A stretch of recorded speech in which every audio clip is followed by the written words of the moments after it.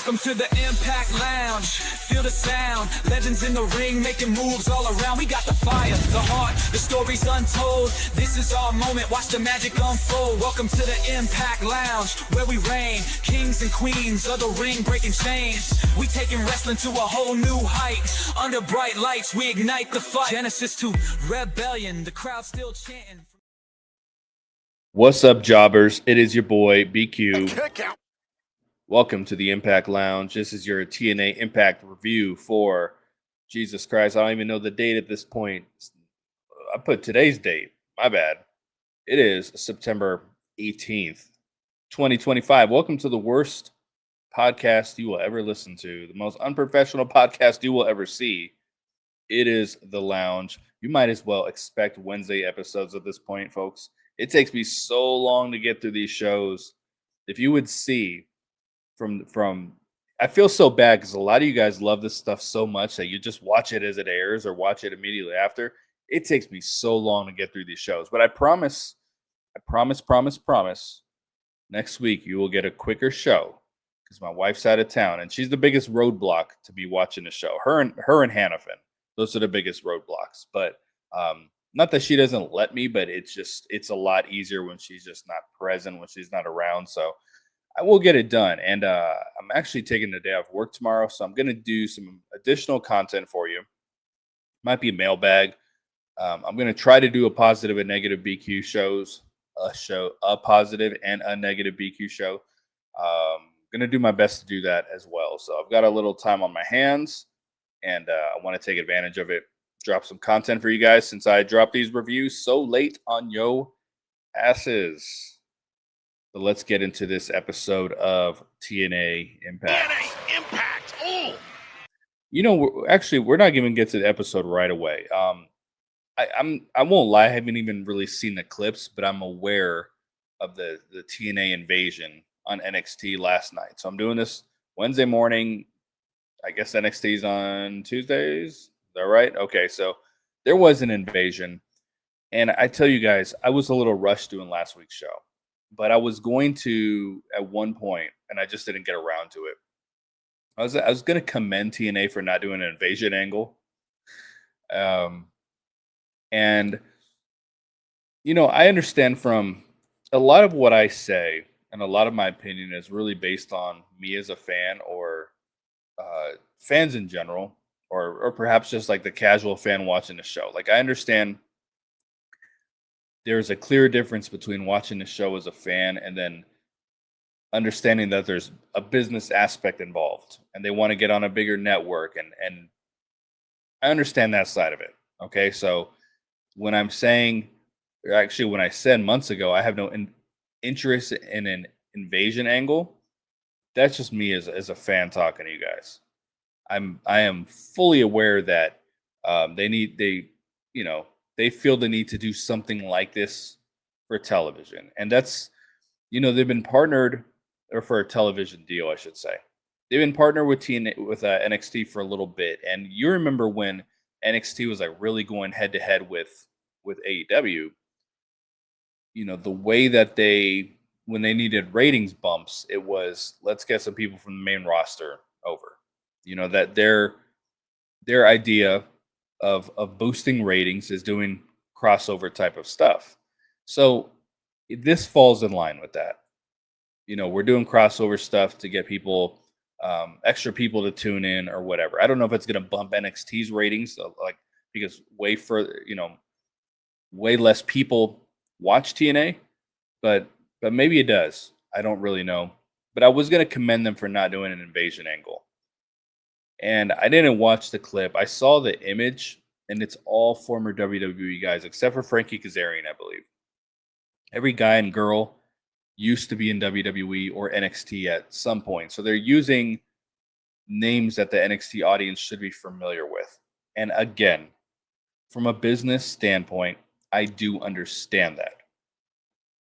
But one of the issues I had when over the last several months when they would do crossover episodes is that I didn't think TNA was doing a good enough job of showing the world what TNA was capable of.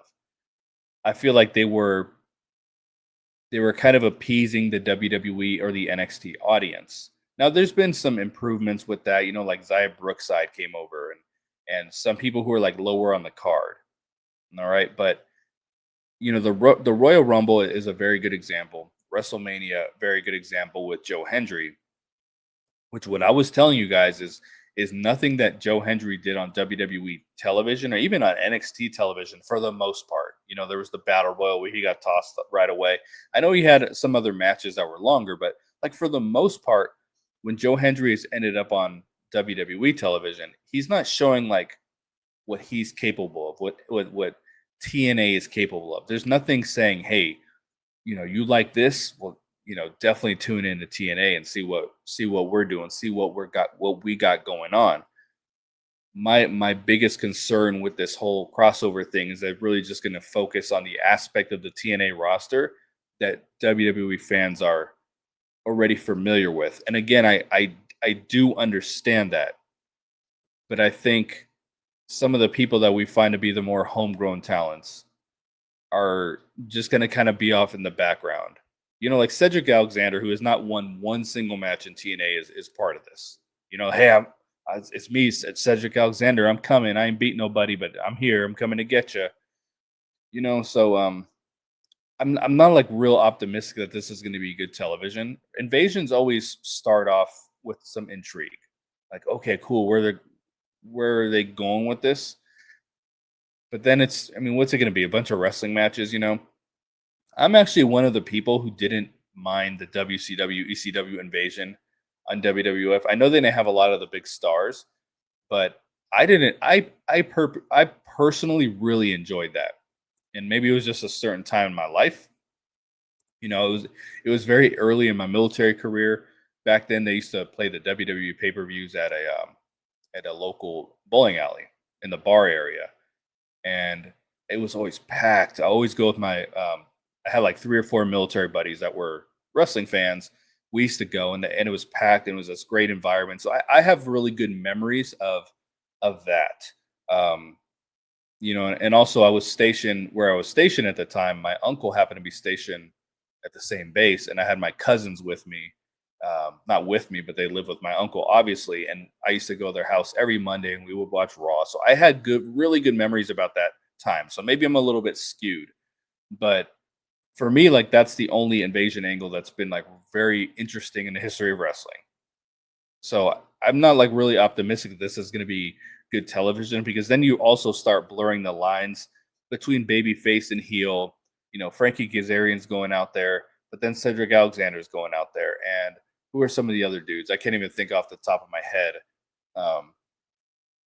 Man, there was quite a few people, and I really just can't remember their who was in the image off the top of my head. But we're just blurring the lines between babyface and heel as far as the group, the wrestlers in TNA. Now they're on the same side all of a sudden. When like Frankie Kazarian coming out when he was just being a dick on the TNA episode a couple days prior. Like it just, I don't know. And everyone kind of saw this coming because everyone started, not everyone, but a lot of wrestlers started tweeting, "Oh, we're so sick of this NXT invasion." Like, man, all these matches happened because they were agreed upon. Like Santino brought half these fuckers on the show to wrestle for their titles and beat them for their titles.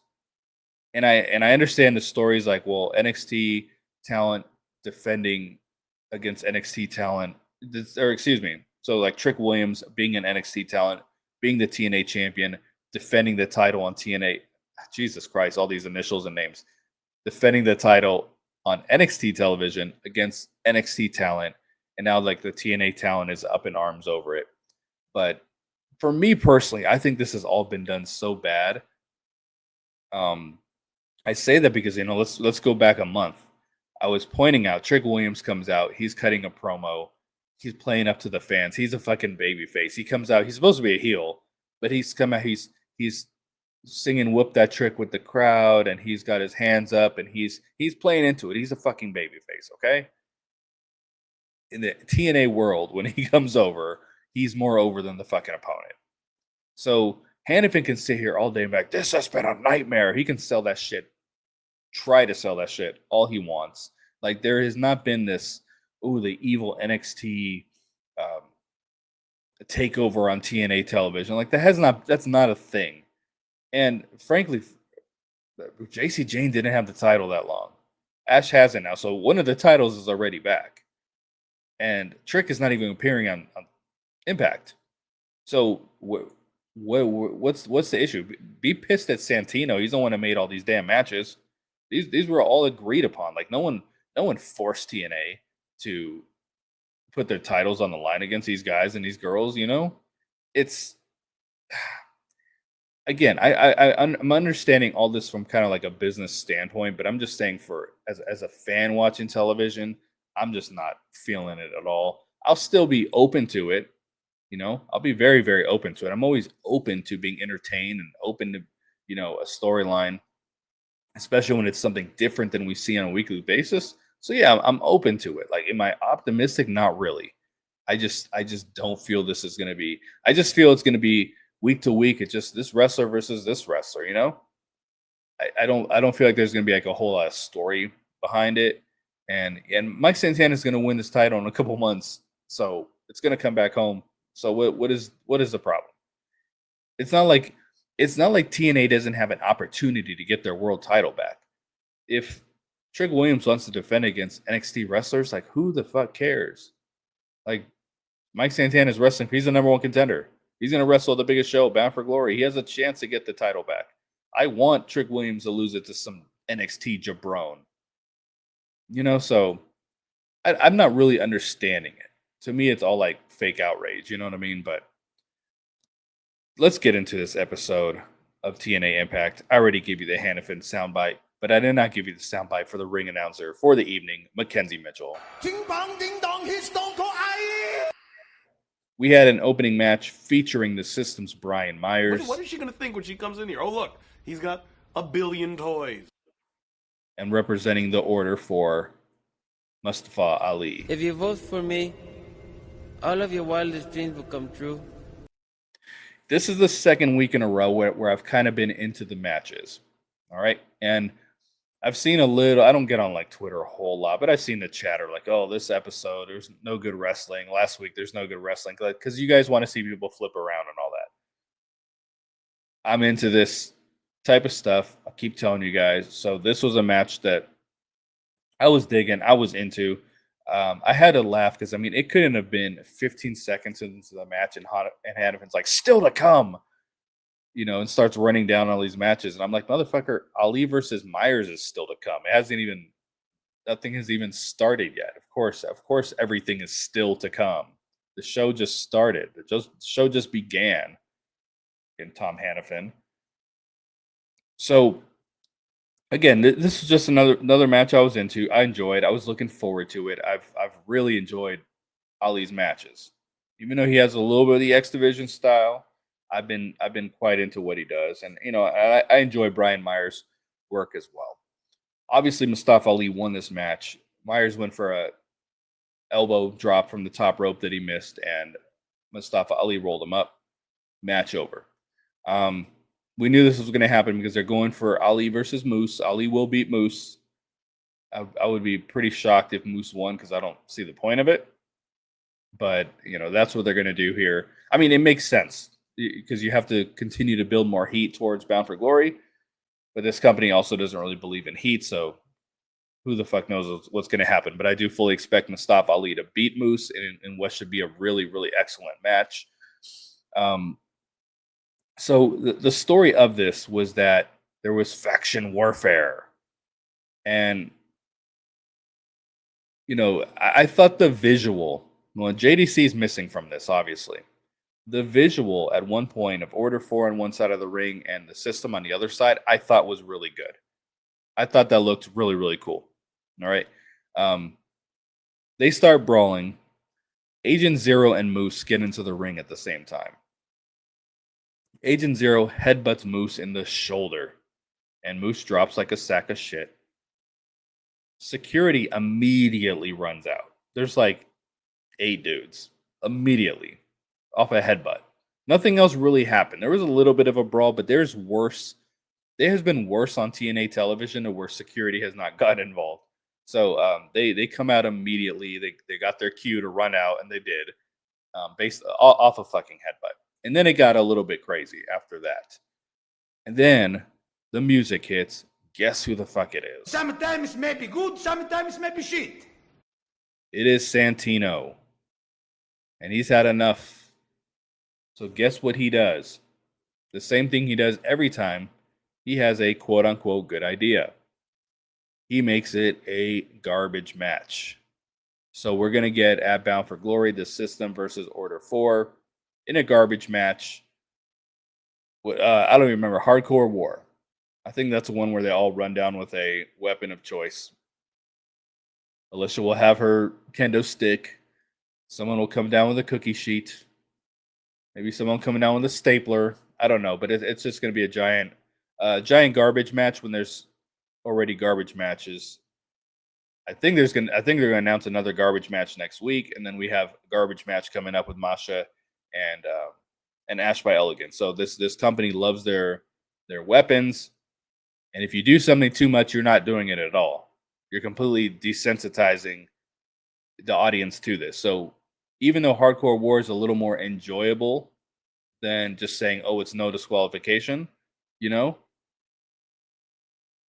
if you're going to do that, you can't just surround it with garbage and furniture and weapons every single week. Otherwise, like, you have to do something to make it special, But I'm not like really down in the dumps about it. I'm actually, I want to see this match. I wish it wasn't weapons involved, but I wish it was in a fucking cage, to be honest. I don't even know if I told you guys this. I may have, I may not, but that bullshit steel cage that they brought that one time, like, we're never going to see that cage on the show again, I promise you. They are aware that it was a piece of shit. And I mean, I can't really get into the details about it, but they ended up having to use a cage that they didn't want to use.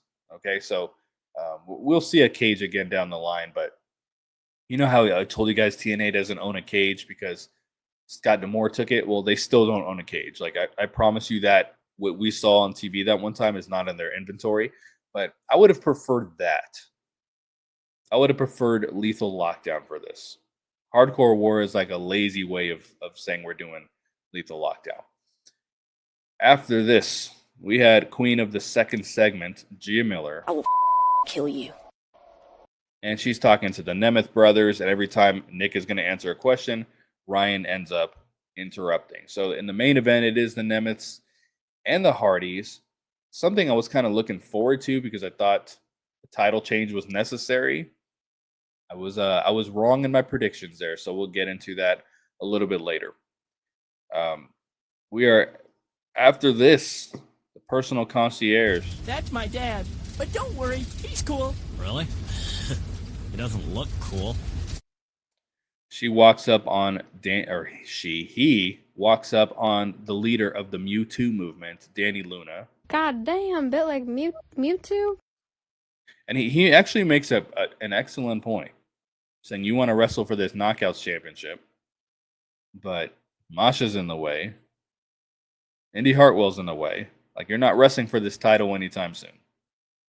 He makes an excellent point. So he says, if you're able to take out Indy Hartwell tonight, maybe there could be a title match in your future. So I can dig it. They're trying to do a little something with Danny Luna. They're not doing something to the point that she's going to be a part of this NXT invasion. They're not going to, they don't want their talent on the show. They just want the WWE talent on the show. But they're doing a little something with her. And I've been intrigued ever since she's kind of gone over to the dark side. This fucking cat. All up in my shit here. Ever since she's kind of like gone over to the dark side, I've been, all right, kind of interested in this because I was someone who was just like not into the Spitfire thing. I'm a little more into them split up and trying to do their own thing. So I am all for it, and we'll see what happens with Danny Luna going forward. I thought they could have stretched out her giggity. I thought they could have stretched out her and Indy Hartwell a little bit, like that story. It's just that they've been, I wouldn't even say fast track because it's been slow to get Indy Hartwell to the Bound for Glory main event, but we have seen from the very beginning. Okay, they're getting Indy Hartwell there, and they knew they needed to get her to Bound for Glory. Like, man, they really could have told an excellent story between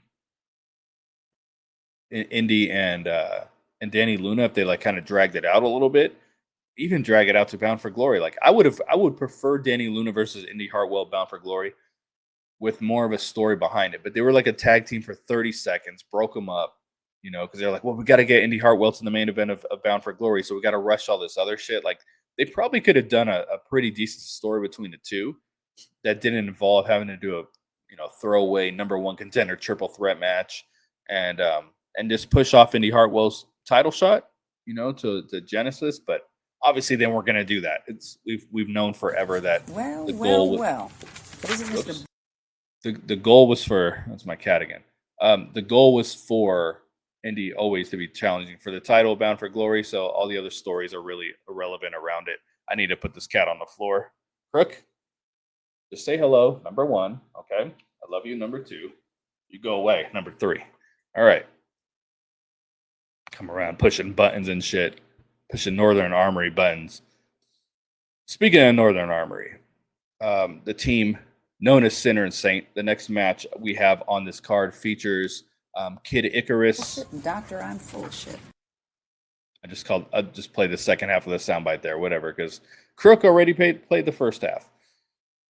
But we had Judas Icarus representing Sinner and Saint, and he is taking on Eric Young. Who the heck are you? What are you talking about? I'm Santa Claus. No, you're not. Why, of course I am. So I was really wrong on this. I said last week when Sinner and Saint, I'll call them for the sake of argument, took a couple pile drivers. I said, yo, they look like they're being written off the show. Like I was like, I didn't get this feeling that they were going to get their revenge on Eric Young. I just felt like they were gone. But they come out and their baby faces, they just switch it up, slapping hands on the way to the ring. They've got their original music. And, I've been real harsh on these guys because I don't think they're television talents, but I do kind of seem to enjoy what they do in the ring. Like they're good, but it's like they just got to find their lane. So I can fully see if at the end of this tapings they're kind of like, hey, you guys are done, or I can see, hey, we're going to try to insert you back in the tag team division as baby faces. I can see it happening either way. But they had a decent match here. And again, just like I said last week with Joe Hendry and Travis Williams, I said it was something different. We don't see Travis Williams wrestle one-on-one. So here we had a man known as Kid Icarus wrestle one-on-one. And I was kind of interested in it because it's just not something we see a whole lot. And during this match, so Eric Young, by the way, well, let's not go there. Let's just talk about the finish of the match. First of all, Joe Hendry's music hits.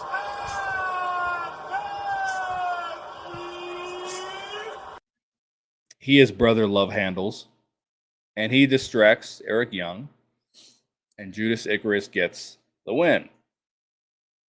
And I've never seen this referee before. I don't know if they've ever used him. Eric Young was teasing, hitting him the whole match, and he does that a lot. He cocks back the fist. He does it to the fans. He throws a kick at the fans. He's a performer. But he actually hit the referee this time out of anger. And I just kept telling myself, I wish the goof ref was the ref for this. Like, I would have popped huge if he took out the goof ref. He threw, what was the show I was sitting ringside for? I think it was Rebellion. And he threw the goof ref out of the ring. And when I tell you he hit the guardrail hard, he hit it hard. And the crowd popped. The local crowd popped for it. Because that's where I got into this whole goof ref thing. Just realizing he's not a serious television character, but also just the couple live events I went to, like the fans in the section I was sitting in were like chanting at him. I don't remember exactly what they were saying, but they were just like, I mean, people were definitely yelling like, "Ref, you suck!" Like, "Oh my God, you didn't see this." he doesn't see anything. Every time you need some kind of fuck finish, you put the goof ref in there so that he can turn his back, and you know what I'm saying. So it was like the fans in the audience were like not buying it in the live show. They were just kind of like, get this guy out of here, get another ref. So when he got thrown out and hit the guardrail, everyone popped for it. Yeah, so we're getting Joe Hendry and Eric Young here soon, and he's probably going to cleanse TNA of Joe Hendry. It seems like that's the person that's going to write him out of the company. And there's some, rumblings out there that Joe Hendry's wrapping up with TNA. And man, I tell you guys, is the bloom off this rose or what? Off the Joe Hendry rose. I mean, he still gets a little bit of a reaction in the audience, but I mean, he's right back to the mid card where he belongs. There's no real buzz outside of the live audience at this point. So the bloom is off that rose. It was always going to be. He was always, they say, they use the flash in the pan terminology on TV. He is. And I'm telling you, he's going to go to NXT. He's probably going to get a title shot. He might even be NXT champion and might have a nice little run there. You put this dude on the main roster, he's a jobber. He is not going to do anything on that main roster. He's going to be another guy in the show. And when he comes out, he's going to lose. And that's your TNA World Champion, a former TNA World Champion. So I guess these guys have a match coming up at Victory Road. I assume so. I don't even remember if they officially announced it or not. Man, what after this? Whoo, boys and girls. Oh! We had Victoria Crawford. My favorite match was with Melina and Alicia Fox. And she is back with her podcast. The worst. So, worst podcast. We're talking Denise, myself, Michael Porter Jr., like Victoria Crawford, number 4. You know what I'm saying? Maybe number 3. Maybe number 1. All right. These are the worst podcasts ever. They last like 4 minutes. The microphone is not even plugged in. Her on-screen character is so terrible on so many levels. We already dealt with Ash by Elegance for a while, trying to be funny when she's not funny, and now she's fallen into her gimmick and her role, and it works, But like, there was some painful television to get her there. This is like 100 times more painful than that. This is like so hard to watch. This is so cringe. Like everything, it's probably a very short-lived segment. I don't even know if we're ever going to see it again. It is very, very bad. But it is her little podcast interview, and she has Jody Thread. I just felt like running. I thought Jody played her part fine. I didn't really have any issue with what she did. It's just I'm watching Victoria. Victoria did pop me a little bit when she said, "Oh, I know you have no friends," and she's just kind of downplaying Jody as being a loner. And Jody's, "Oh, I have friends." So they're talking for a little bit, and just like any interview segment, they get interrupted, and it's Queen of the second segment, Gia Miller. All right, socks with sandals. She probably had socks and sandals on for this segment, but she walks up, and I'm going to say the same thing I did last week. Like, she's just kind of been the star of these horrible segments, but she has come an extremely long way as a talker and as a performer. So she lets Victoria Crawford know that she got Tessa unsuspended. And so Tessa will be back. And then Victoria Crawford's like, you heard it here first. I got Tessa unsuspended. So I don't think they're going to go that Tessa versus Gia Miller route. I don't think we're getting one-on-one. It looks like they're kind of going this tag team route. And this is the only story. For all these knockouts, we talk about the roster's so much bigger and they feature like half of them on every show. They just cram them into the show. Storylines are still about the fucking titles. We're not, I was like, when are we going to get some feuds outside of the titles? And we're still really not, because Tessa hasn't even been on TV. So the challenge, I still challenge them to have knockout storylines that don't involve the title.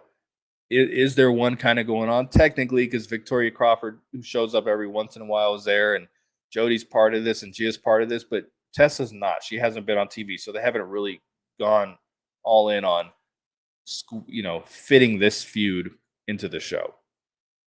So it looks like they're probably going to go a tag team route, which probably makes a little bit more sense. I just wonder, once you put Gia Miller in the ring, where do you go from there? Like, can you just go back to interviewing people after that? So we'll see. But I also believe that if she beats Tessa Blanchard, like, just get Tessa out of there. At that point, how could you take her serious?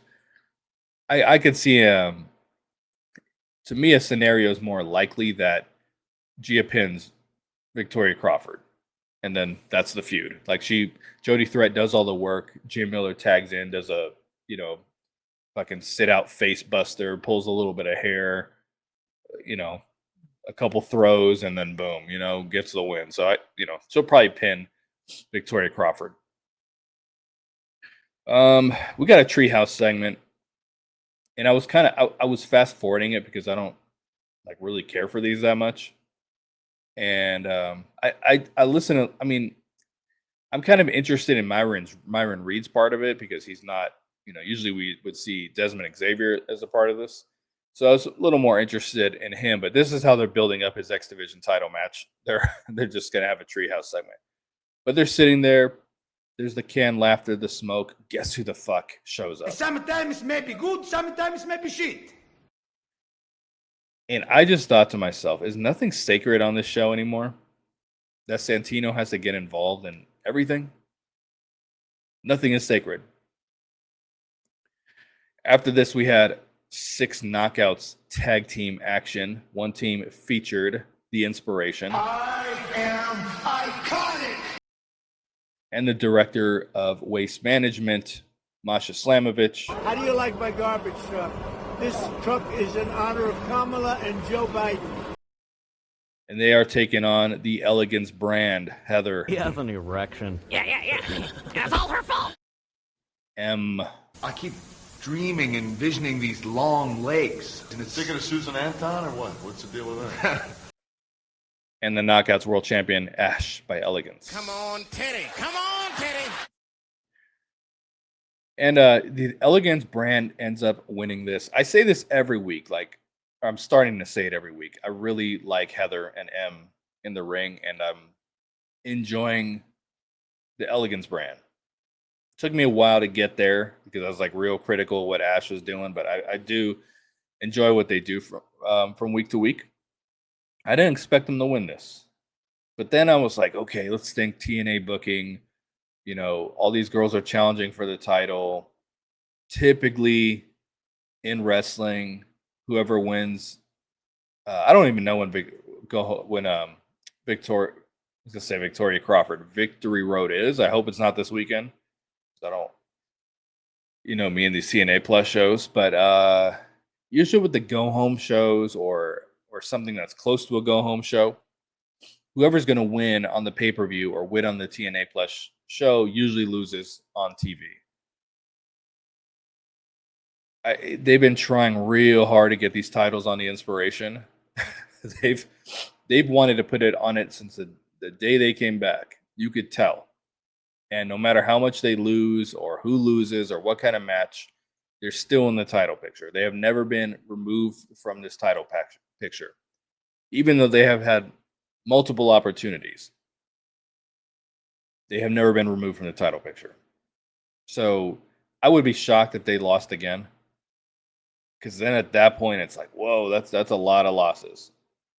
So I'm pretty sure they're going to take the titles off the Elegance brand when it comes down to it. Masha is not beating fucking Ash by Elegance. There is no way they're putting the title back on her. So, they're also not going to do Masha versus Indy Hartwell. That's not the angle. Even if you go back to the part of the show where the personal concierge was talking to Danny Luna, hey, take out Indy Hartwell. The feud is Indy and Ash. That's what it is. There's not going to be Masha. It's just a throwaway match.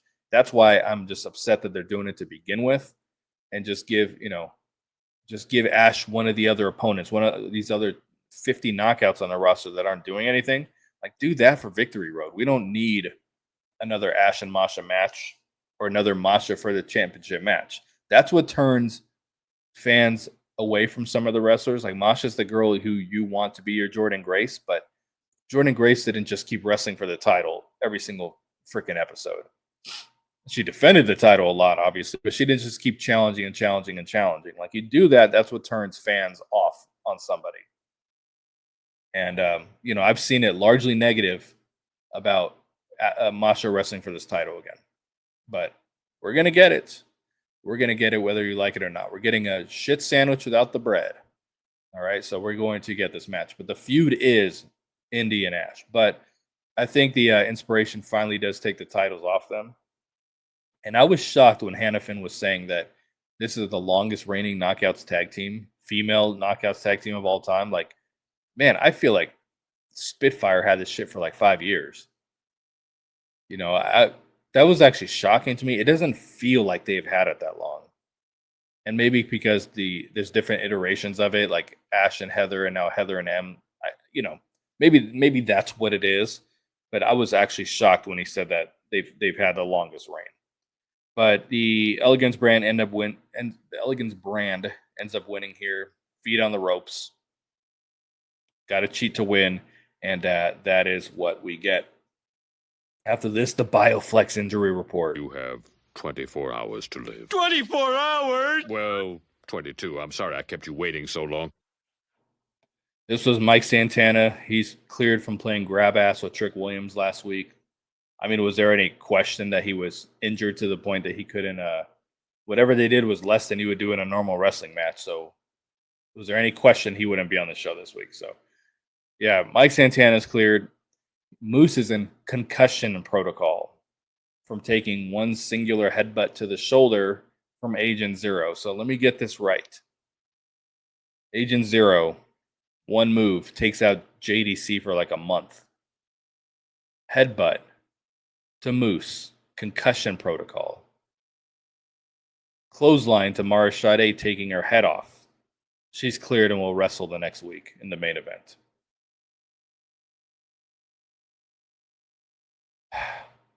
What was the other one? The third one is always bullshit. Always. The Nemiths and the Hardys were evaluated after their match. All right, Hannafin. All right, after this, we had the King's Court with King of the Block Party, Frankie Kazarian. It's a block party. I'm not playing with y'all, bro.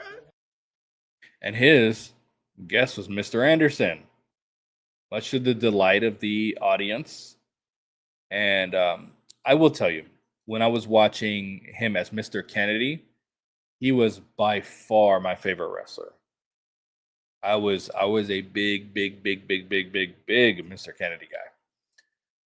He came to TNA, and he's Mr. Anderson, and I don't know why it just didn't click for me. And people would probably say, well, that he had a better career as Mr. Anderson. He was obviously the world champion. He had the ugly Jeff Hardy belt. He was more of a featured player, but something about it didn't click with me. And maybe it was just at a time in my life where I was just a WWE guy, and I liked what they did and just didn't, because back then we're talking, he was Kennedy in like the early mid 2000s or whatever. I mean, I was just a Kennedy guy, Mr. Kennedy. You know what I'm saying? I loved WWE as a WWE guy back then. That's what I meant to say. I was just really, really into it. So I think because his character changed so much going to TNA, I was just kind of like, I don't know about this. He looks like he's in decent shape. He wrestled in NWA for a little while. He was fat. He was getting ready to have a feud with Eli Drake, which people were actually really into. That was like I think it was the first NWA season, which was excellent. By the way, I tried to watch NWA the other day. I come and go on NWA, and I watched the debut episode on Roku, and it was so fucking bad. I mean, it was like they continue to outdo themselves on how horrible that show is. I still come back to it every so often, but it's to the point that if the Page sisters aren't wrestling and Natalia Markova, I'm like, I don't care. there's a couple of the dudes that I think are kind of talented that I will enjoy the match. But I mean, unless I see like one of those three, I have a hard time turning it on. But anyway, yeah. But then he was released out of his NWA contract for something that happened, and we never really got that match. But he was fat. There was that angle here, and they were calling. He asked about. I didn't know he was in the Army Reserves, so that's cool. And he was talking about. They were talking about Steve Macklin being a coward. And he said, "Oh, so the guy who was active duty as a machine gunner was a coward." I was a machine gunner, by the way, for the Air Force, which the Air Force is not as offensive as the Army is, But I did have multiple deployments as a machine gunner early in my career. Like they usually put like the young guys there. So yeah, Iraq, and then a couple other countries where it wasn't, not much of a threat there. Like this country, Kyrgyzstan, it's kind of like a when we got there, there was more of a threat. Like now it's almost like a vacation place to go to. Africa. So I had like three deployments like that. But he's just trying to play off that he's a coward, and Anderson saying, "Well, where was your service?" So they're going back and forth here. And then all of a sudden, rushing to the ring to attack Mr. Anderson is Naked Jake. Loud noises! And I did my review so fast last week. I had to knock it out in 30 minutes that I didn't really talk about this. There was a backstage kind of run-in after Jake lost the triple threat. Or the quad. No, it wasn't triple threat. It was a four-way. All right. Lost the four-way X Division Championship match, or number one contendership match, I should say. Jake runs into Frankie Kazarian backstage. And I kind of heard about this ahead of time, so I was like, I'm interested in them teaming up and doing something interesting with Jake something. Because I'm so over Caveman Jake. Okay? I'm very over that. I want to see something different. I've been over that for a very long time. The segment, of course, is a multi-cam segment with terrible angles and music in the fucking background. And I don't understand their obsession with the music. This is not like a motion picture where you have a score and you're putting music in the background and it makes sense. And you got professionals. This is like pro wrestling. They're putting music in the background, stock music. Whoever's doing it is probably not doesn't have the most experience in the world in doing it. It never fits to what they're doing. It sounds stupid, but whatever. At least it was just 1 week. But they just continue to have this obsession with music in the background. It takes all emotion away from what you're trying to accomplish. But very, very quick, because they teased it last week, and now they're all of a sudden they're teamed up. So Jake something does run out, and then I didn't cue up the soundbite here. I forgot, but Steve Macklin runs out as well, and they're setting up a tag team match for next week. It looks like Naked Jake and King of the Block Party versus Steve Macklin and Mr. Anderson. So as I said, it looked like he's in a little bit better shape. We'll see if he can still kind of go. He can still wrestle. He did not do the Anderson thing on the mic. I think they're going to kind of save that for next week rather than just do it 2 weeks in a row on a throwaway segment. So we'll see what happens next week. Next match, we had the aforementioned Danny Luna, and she took on Indy Hartwell. How long did it take you to learn English once you got here? It was really easy because we speak English in Australia, you fucking idiot. And remember, earlier in the evening, the personal concierge says, hey, take out Indy Hartwell. Could be a title match for you in the future. So I thought that story was told decently here.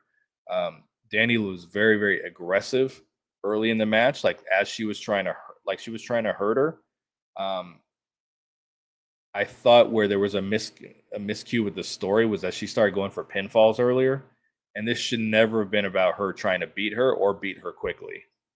The story is that she was trying to hurt her.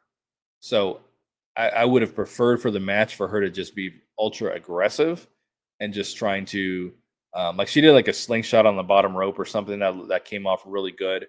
I would have preferred the story to be her trying to take her out, trying to hurt her, because winning the match is irrelevant. If she beat her, cool, good for you. You won a match. Like that's all irrelevant. Hurting her was the story. So it did a decent job with telling it. Could have been a little bit better. Dani Luna ends up getting herself disqualified when she hits her with a steel chair. So in that sense, they're trying to tell the story. Indy Hartwell, I'm sure, will be on Tom Hannafin's injury report next week, and she will probably also wrestle on the show. After this, we had a little promo backstage.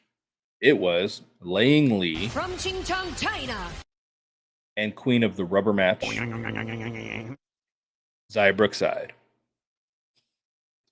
So we know that TNA only pushes like 2 tag teams at a time. And now they have multiple teams, and they're still only pushing like 2 at a time. So this kind of tells me the Elegance brand is going to win their match with the inspiration, because we're talking about heel versus babyface, right? But I still just don't think Elegance brand is going to win.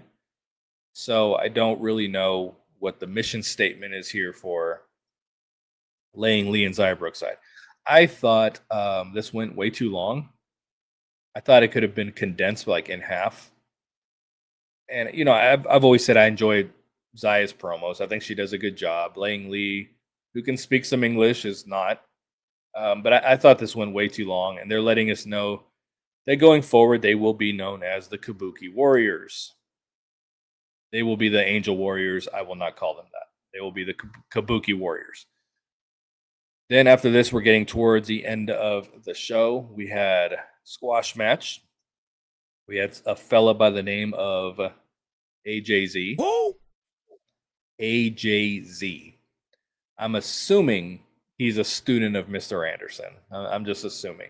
He actually got music and an entrance and mic time, has a nice little build on him. Usually these jobbers are in terrible shape. Like he was in very, very good shape. Just cut a promo yelling, showing that he probably still has a lot of work to do. But I mean, I didn't see anything in the dude that would say to bring him back. He's got a little bit of a look to him. He's wearing jorts, and the match lasted about 6 or 7 seconds because Mike Santana, that's nasty, came down and beat him very, very quickly, very decisively. I actually liked the way that he just ran, and I don't remember what the move was, but he just ran and took him out the minute the bell rang, and won with Hannafin's favorite spin the block, outline and chalk.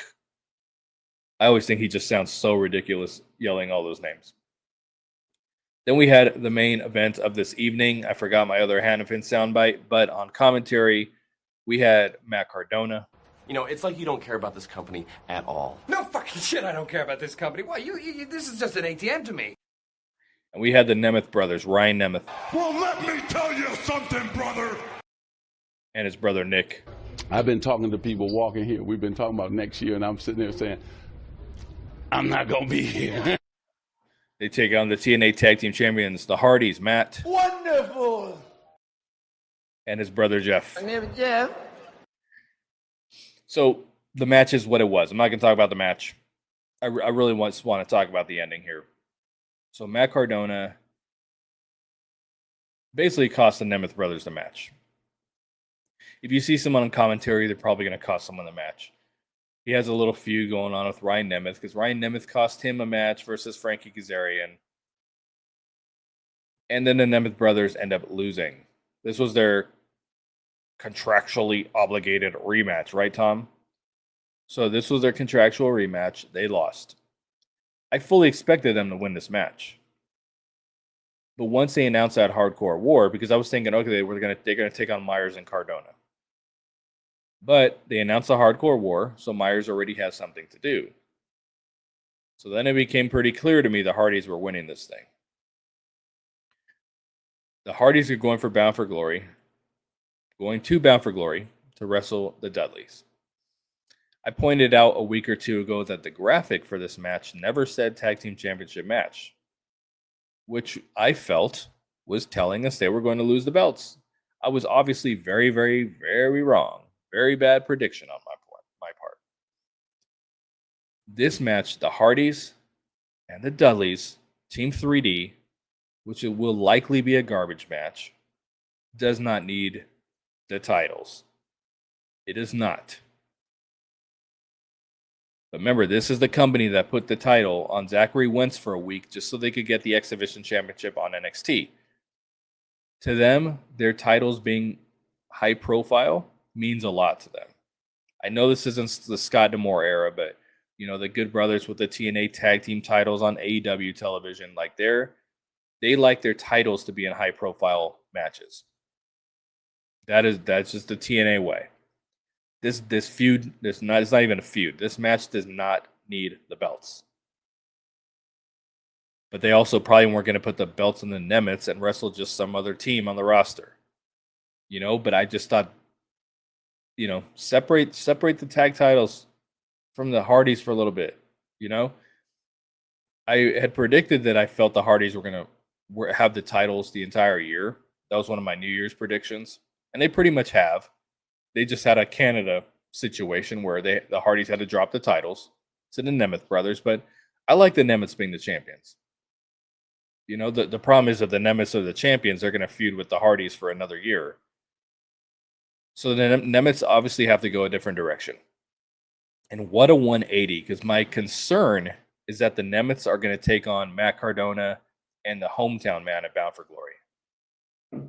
I don't even know if they're going to do the mystery opponent thing, or mystery tag team partner, I should say. That is my concern. I don't know where Bound for Glory is. I tell you guys, I'm a terrible wrestling fan. I'm a terrible podcaster. When I tell you that I pay zero attention to where these shows are, like, I so don't care. Unless it's like somewhere I can go, at that point, I just check out. I think Bound for Glory might be no, it can't be in Canada because the Hardys wouldn't be able to wrestle. I'm pretty sure they're going to Canada soon. I think it's their block, right? Maybe Victory Road is. I don't know. But Canada is undefeated when it comes to Jeff Hardy's titles. So I assumed that the Nemeths were going to win. But it's a big 180 because in my head, I'm like, hey, the Nemeths are defending the tag team titles of Battle for Glory. Like, they're probably going to be on the pre-show now. Nick Nemeth probably has something else better to do that night, so they're probably going to wrestle on the pre-show against Cardona and the hometown man. Because remember, they took the hometown man out. He's been injured. All right? Mara Sade is the only person who comes back the next week from injuries from these guys. I know she's injured right now because she took a super kick. And maybe there's an angle with that. Maybe it's a mixed tag. Maybe it's hometown man, Cardona, and Mara Sade versus the Nemeths. And I don't even know what chick they could possibly throw in there. Maybe it's something like that. I don't know. But it's kind of a big 180 from what I thought was going to be them defending the titles.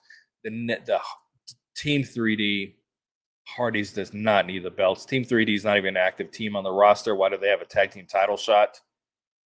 You know, so I was kind of disappointed in the finish to this. So that is that, folks. I am your boy, Negative BQ. And even though I destroy all these segments and I tell you that it takes me forever to get through the show, it doesn't mean I dislike the show. I thought it was a solid enough episode. I was just very disappointed with the finish of that tag team match. This is actually a much longer podcast for me this week. It's time for me to wrap it up. But I am your boy. We will talk soon. Peace. I said peace.